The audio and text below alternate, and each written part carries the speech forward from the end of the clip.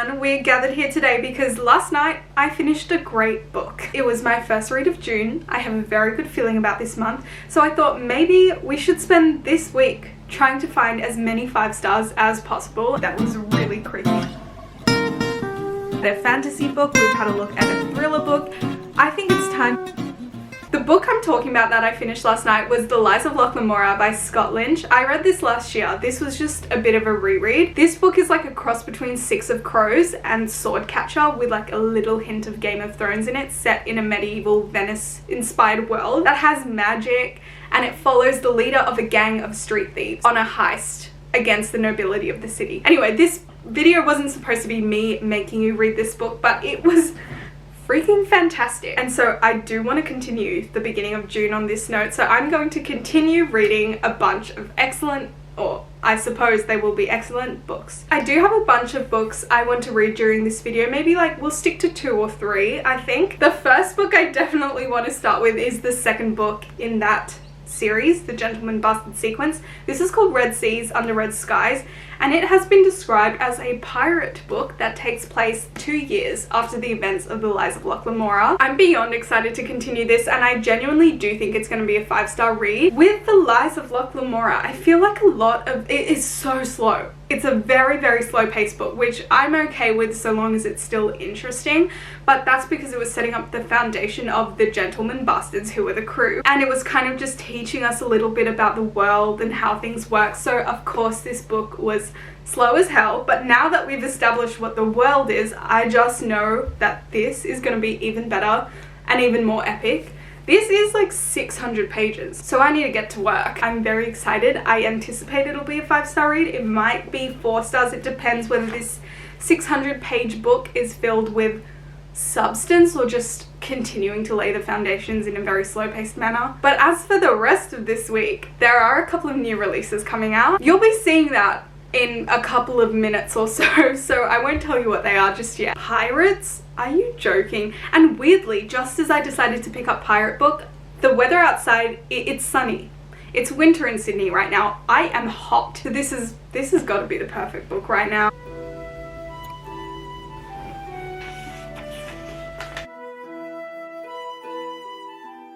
I'm going really well. I'm currently almost at the 10% mark. This book is actually a lot more fun than the first one. Like the way it's written, I'm giggling, and I can just see that we're gonna get a lot more plot out of this book. You can see the sun shining behind me. I thought I might go for a little walk, maybe hit up my local thrift store to look for books. I talk a lot about how lucky I am to have Spotify Premium because of all the audiobooks that are available, and this one's on there, which I did not expect. So I'm going to continue listening to that, but so far I am liking it. There is a magic system, but the author does not explain it a lot, and I kind of like that because it leaves me uncertain. It leaves our main characters uncertain. Like something just happened that was really creepy, and I don't know how it was possible because the magic system has not been strictly explained, and I think that's actually quite cool. Anyway, I'm on page 41.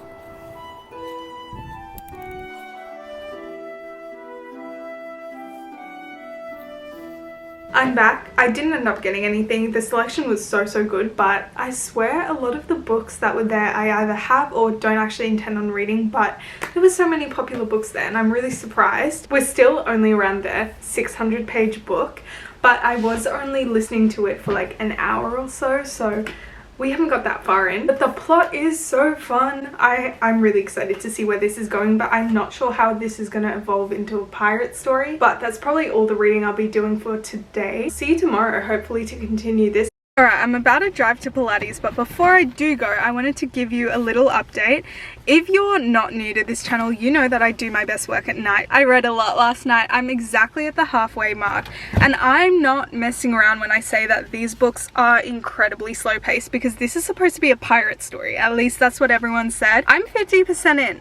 We just got on the ship. This chapter was when we got on the ship. This is also because there's a dual POV, goes between the present and the past as well, so there are 2 storylines being told. But yeah, very slow, but I'm enjoying this one more. I think the writing is a lot better. And now I'm gonna go to Pilates, and then I have a couple of hours of reading time, and then I have to go to work. And then I have to go out to dinner, so I'm not sure we're going to get a lot of reading done today, to be honest, but that's okay. But so far, I'm entertained, I'm enjoying the book, and that's all that really matters. I am currently editing the video that you're watching right now, but I wanted to give you a little reading update because it's actually been, I think, like 1.5 days, like 2 days since I last updated you. I have read this much. I have less than 100 pages to go of this book. It was slow, but once we got on that pirate ship at the 50% mark, things started picking up. Like, it was so much fun because all of the characters, more or less, are new. Like, we get introduced to a full pirate crew. And the stuff that's happening, you know, I'm interested. It's a lot of fun. I do think it's sitting on 4.5 stars at the moment, but that all depends on how it wraps up. I know with Scott Lynch, he does like to drop a lot of information on us at the end, and like there's a twist, there's turns. Once again, I would like to thank Spotify for being the best ever because I've been listening to that audiobook so much, and so while I edit this video, I'm just going to continue listening on my audiobook, and I anticipate I'll finish this tonight. So I will be seeing you tomorrow for an update or like a little review about how I feel about this book, and then of course we're starting our next read. I intend on every single book in this video being from a different genre. I didn't say that at the start, but that's definitely what I want to do. Morning everyone. I'm so tired. Last night I did end up finishing Red Seas Under Red Skies by Scott Lynch, and it was not a 5-star read. It was 4.5, which is incredible. It was so good. I think everything that made Locke Lamora, the first book, amazing was kind of amplified in this book. The writing got better, the characters got better, the world got bigger and more interesting, the magic system got more sinister, the plot got a lot thicker. However, the element of it just being so slow paced that sometimes I was getting bored. Like, I can't give a book 5 stars if I'm getting bored at certain parts, and that's why it was 4.5 stars, but still an extraordinary book. It is a pirate story, but it only really kicks in after the halfway mark, but the 50% leading up to that point was also amazing. That takes place at a casino. So overall, I really enjoyed this, and like I said, if you do like Six of Crows, if you do like Swordcatcher, I really think you're gonna love this series, but go in expecting it to be slow paced. Go in expecting it to be quite character driven. But yeah, spectacular read. But this video continues because I am searching for a 5-star read. Like I said, I do want to switch up the genre of all of the books I'm reading in this video, so we are switching to a spy thriller. If you watched the video a couple of weeks ago, you know I went to a book fair and I just picked up a bunch of books that sounded interesting to me, which is actually what reading should be. This is Portrait of a Spy by Daniel Silva. I know nothing about this series. I picked this up based on the blurb. I do know Daniel Silva's a popular author, but just not an author whose works I've read before. This is actually the middle book in the series, I'm pretty sure, so I'm hoping it can be read as a standalone. But this is about Gabriel Allen, who is an off-duty spy, and his wife Kiara, who's an assassin, and they're on a romantic weekend in London when something goes wrong and the pair of them are drawn back into the world of espionage. It does seem to be a shorter book. I think it's like 450 pages, so I'm assuming it will be quite fast-paced, and it takes us across New York, London, the Saudi desert, etc. That actually sounds incredible. Like I said, I don't know a thing about this, but I love it. This is something that not a lot of people know about me, but it's actually spy stories and mystery books and movies that got me into reading. I was raised on things like EJ12, MI High. These are all spy stories, and so very excited to read this. When I bought this book, it was right after I'd gone to watch Mission Impossible, the final movie. So this sounded exactly up my alley. So I think this would be a great way of keeping that thriller-like atmosphere that Red Seas Under Red Skies gave us, but also switching up the genre a little bit to be, you know, not fantasy. But it's been a while since I read a spy story, and I have no doubt this is going to be great.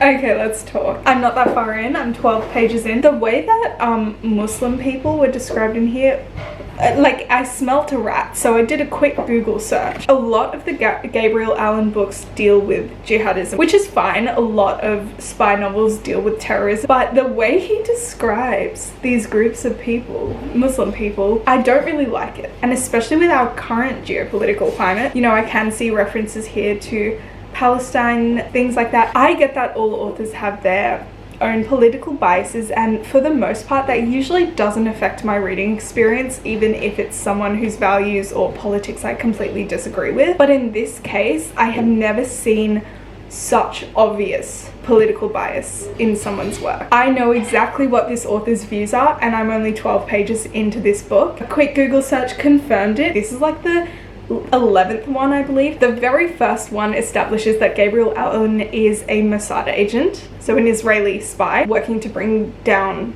certain like Palestinian resistance groups.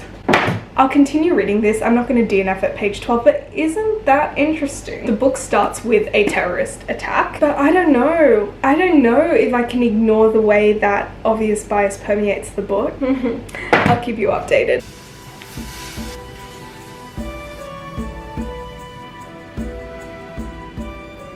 Reading update, let me tell you what's going on. Long story short, there is a new bin Laden in town. There is a new fundamentalist who is like a mastermind of an organization, and he is trying to orchestrate terrorist attacks all across the world, and it's up to our main character Gabriel and his friends, his other spy friends, to stop this from happening. So it kind of parallels very much the way that real world terror organizations operate. I like the pacing of the book. It's very readable. It's very easy to read. Yeah, it's interesting enough. The one thing I don't enjoy, and I said this before, is it's very clear the author has clear political opinions. I am used to reading books written by authors who don't share my political views. Like, that's fine, I can deal with that, but it's very rare that I feel like they're clobbering me over the head with their opinions, and that's definitely what's happening in this case. Is it entertaining enough? Sure. The plot itself is fine. Like, I don't actually have a problem with it. I don't think I'm going to read the rest of this series. Like, I think there are 24 books in the series. I'm not going through all that. It's only 9 p.m. I'm going to get a little bit of reading done tonight.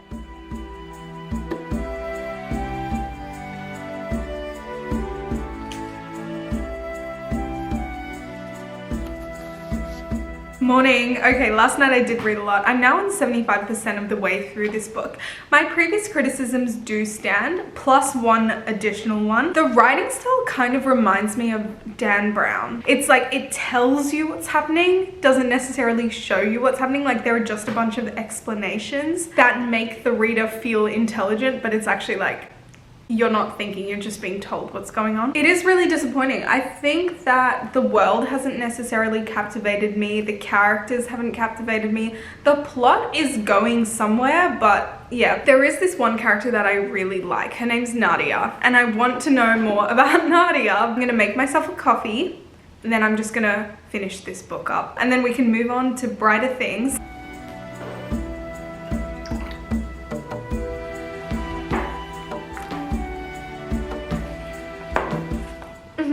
I finished the book. 2.5 stars. I don't mean this in like a bad way. I can recognize that had I read the entire series, perhaps I'd be more invested in the plot, more invested in the characters and whatnot. As it happens, this really didn't do it for me. The best thing I can say is at least it was fast-paced. Like, there was always something happening. And I do love myself a spy story. I'll never ever get old of them, but get tired of them. I didn't enjoy this. All of the criticisms that I made throughout this video remain the same. Like, you could really tell there were certain political biases being forced upon the reader. The writing was very tell, not show. It's the sort of writing that's designed to make its reader feel intelligent, but it actually does so just by throwing information at you rather than showing you, or assuming that the reader is intelligent enough to follow you somewhere. Not the best. How funny is that? I rated a book 2.5 stars and this is supposed to be a video about finding a 5-star read. Honestly, I feel like a reading slump might be about to start. I was actually going to spend the rest of today with you,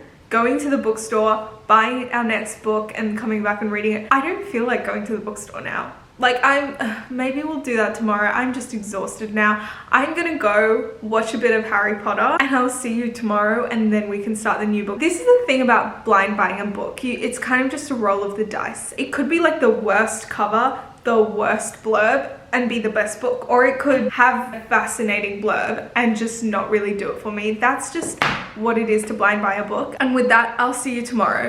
Guys, forgive me, I haven't been completely honest. I wasn't lying when I said I was too lazy and tired to go to the bookstore. That's absolutely true. I have not left my house. But I just decided to start our third book on my Kindle. We've had a look at a fantasy book. We've had a look at a thriller book. I think it's time that we head to romance now. I decided to start One Golden Summer by Carly Fortune. I have a storied history with Carly Fortune. I have read her 3 other books. I don't think this is a series, but they all have the same sort of like summer romance vibe. The first book in the series, I thought it was good enough. I enjoyed it, but there was a bit of a trope I did not like or expect. The second book, it was mediocre at best. The third book, I DNF'd it. I just didn't like it. This is the 4th book by Carly Fortune that I am picking up, and having not really adored her past books, you might be wondering, Shreya, what are you doing reading this book? Well, I have some major FOMO. Everyone on TikTok is talking about this book. Everyone says it's amazing. It's her best book yet. It is the quintessential summer romance.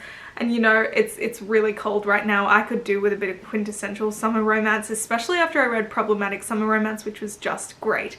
So I decided, let's give her a 4th go. Now, I'm not too sure about every single detail of this book, but in One Golden Summer, we follow a photographer who is creatively burnt out and just exhausted, and she ends up going back for the summer to this lake house, or like a lakeside town where she either grew up as a child or used to summer at. When she was younger and getting into photography, she took this photo of teenagers on a boat, and what do you know, she goes back to the lakeside town only for the teenager who was on the boat to be the guy who's helping out at the house that she's staying in, or something like that. People are comparing its feeling to like Happy Place and things like that. Sign me up. Also, the cover is absolutely fantastic. Look at that. That is the photo that our main character apparently took. But I actually have really high hopes. With a cover like that, a title like that, and the amount of hype it's been getting online, I just felt like it was going to be a 5-star read. And a lot of people who didn't like her earlier works have also given this book 5 stars. So high hopes. I'm currently 10% into this book. Let's see how far we can get today.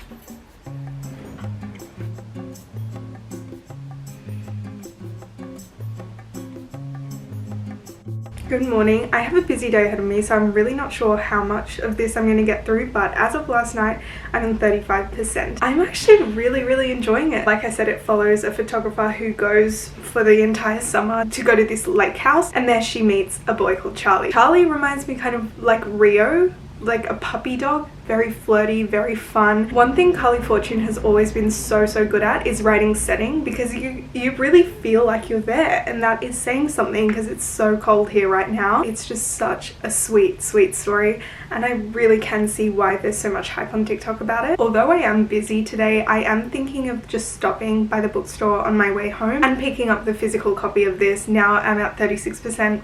I really like the book. It's time to get the physical copy, as well as a couple of other things, so stay tuned for that. But I will check back in tomorrow morning and just let you know how I'm going with it. But so far, it's looking good.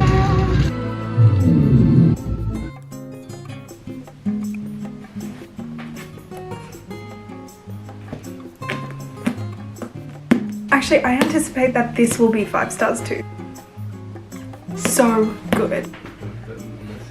Good morning. I happened to get a lot of reading done. I'm now 75% of the way through this book. I like it. I do. Yesterday, like you saw, I went book shopping, and I also watched How to Train Your Dragon, so I have got the physical copy. There is less than 100 pages to go. So today's the perfect morning to just finish this off. I didn't mention it before, but this is actually a sort of a sequel to Carly Fortune's debut, which was Every Summer After. Sam is the love interest in that book. One Golden Summer follows Charlie, who is Sam's brother. He's actually a really interesting character to follow because he is, like I said, very bubbly, very extroverted, very openly flirty. He seems to just be a golden boy. But then there is something lying under all of that. And we are starting to really dive into that stuff. I like Alice. I have always liked Alice. Reading this act of like looking back at your younger self and just feeling regret for all the things you could have done that you didn't do then, and wanting to live that.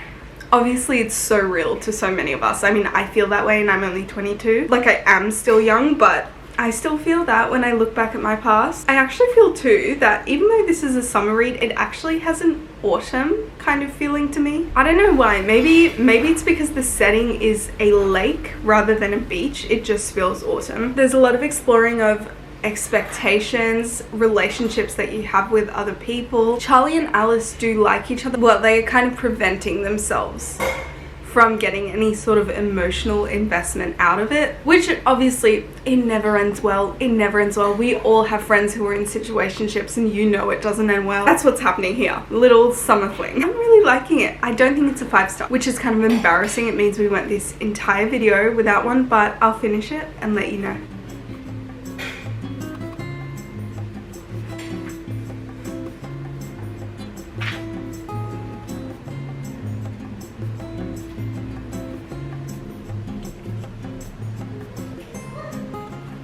Okay, I finished the book. It's a couple of hours later. I'm not really one to beat about the bush, so I'll just come out and say it. It was a 4-star read. Not 5, but 4 stars, and I think that's pretty good given that I didn't really like Carly Fortune's other books. I did expect this to have more of a happy place feeling based on what I had heard about the book, but there were a number of reasons why it wasn't just quite that 5-star feeling, and I think the biggest one is, you know, in a lot of these sorts of stories where there's something preventing the couple from being together, and especially when it's like their own feelings, something that just get in the way of one of the characters being able to be emotionally available enough for a relationship. It seemed flimsy in this book. There was a reason that our male main character didn't want anything serious, and it just wasn't a very believable reason. I liked the characters, love how the setting was, love how the setting was described. I also said it felt kind of autumnal because there wasn't that summer feeling to it, so I think that could have been improved upon too. But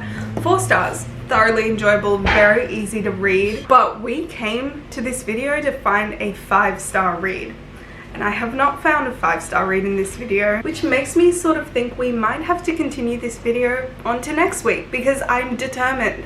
I really want June to be a good month. I have to find a 5-star read this month, and I have not found it yet, and it is currently Friday, the 13th of June. How is it I'm almost halfway through the month and I still haven't found one? So with that being said, I'm gonna go now, and I will see you next week where we are continuing the journey to 5 stars. It's gonna be more of a vlog style video I think next week, but still, mission 5 stars, we're still going with that. Thank you for tuning in, and I will see you next week.